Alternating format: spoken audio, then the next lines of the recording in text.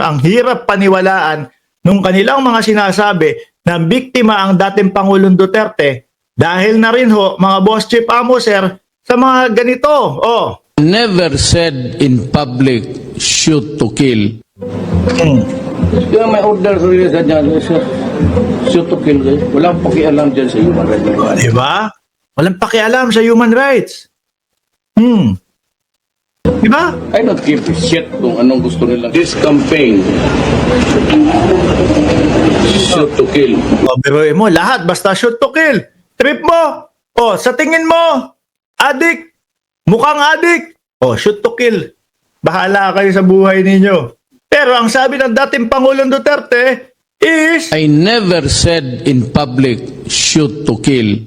Hindi daw niya sinabi yon. Pero kung yung collective na mga nakapanayam ang dating Pangulong Duterte, mismong sinasabi niya. Kaya may order sa rin sa dyan, shoot to kill. Walang pakialam dyan. Sabi dito, yan, di ba, rinig natin. Sabi dito, his words is the strongest evidence the ICC have.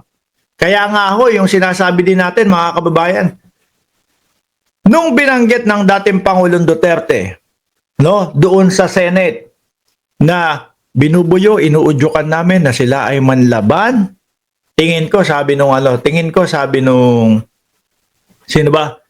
Sabi nung ICC, hinto na natin to. Bakit? Ayan na, mismong siya na ang nagsabi.